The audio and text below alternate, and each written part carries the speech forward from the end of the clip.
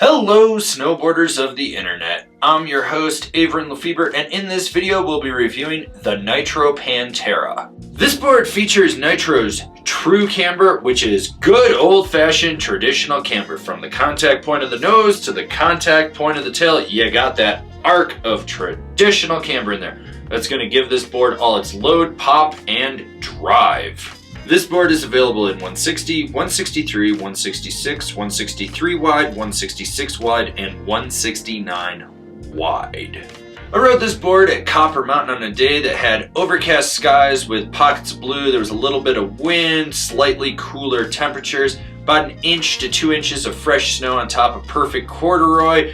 And outside that perfect corduroy, there was like chunder and ice, and I rode it with my Rome Black Label bindings and my K2 Thraxis boots. Make no qualms about it, this board is stiff. It does have a full directional flex, meaning ever so slightly softer nose, and then just an even consistent flex all the way back through the tail. I mean, you pretty much don't notice that the nose is ever so slightly softer. And what you do get torsionally is a little bit of flex, but not a lot. This board, as I said, is stiff. Now, when it comes to stability, you could run over a whole family of fat skier people and it's gonna feel like going over a garden hose with this thing.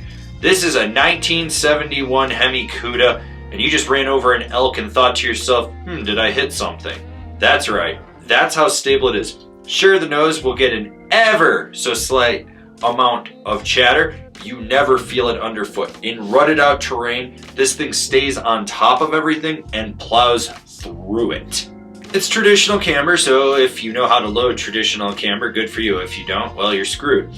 And with that said, you do have to load it up to get it to pop, putting that downward pressure just to engage the board. And when you do, it doesn't have a lot of rebound. It's not the snappiest board. It's one of those boards that when it wants to get in the air, it's going to, but it's really more at home, staying locked in on the ground and ripping hard turns or charging as fast as it can. Does it butter? I don't know. I didn't bother with it. I was too busy ripping hard ass turns and going as fast as possible. I mean, if you want to, go try it. Otherwise, I wouldn't. Let's talk about carving with this thing, because this is really what this board is made for. Let's be honest. Haul ass, go fast, right? It's nimble edge to edge. You notice that the transition is very smooth. But this is a board that you have to throw a lot of power in to really drive it. And even then, when you're driving it through a carve and you're trying to center flex that board, you've got to be very nuanced and put a lot of pressure into it to change the angle of your turn. It takes a lot of effort to drive this. It does feel smooth and locked in, like it's gonna crush everything in its path, so you don't have to worry about that. Just charge in and it's gonna do it.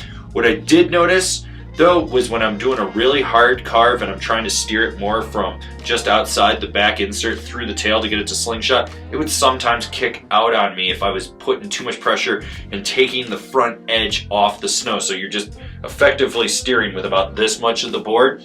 It would kick out. Didn't matter if it was toe or heel, but that was only when I was trying to be really aggressive and I wasn't keeping the whole thing locked in. If you keep the whole thing locked in, you're going to be able to hold on and really just apex those turns the way you want to. Who's this board for? The fast, free-riding charger guy. Someone that's just going to go Mach 10 wherever they can.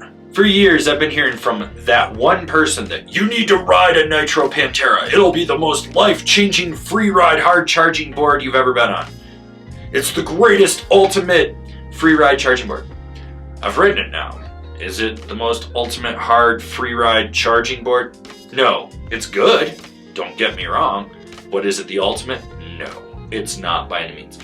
What I liked is how damp it feels underfoot. You can just run over anything and not worry about it, but it's still lively and there's a lot of power. The transition is smooth edge to edge. I love the side cut on this board. You can just hold a turn and know you're locked in and you're gonna go for it. Overall, it's a board for hauling ass as fast as you want. Take it out on the race course, point it past a bunch of skiers and point at them and tell them it sucks to suck, because it does suck to suck, and they're skiers. Skiers suck. Seriously, this thing, it's fun, it's solid. Is it gonna be for everyone? No, it's not.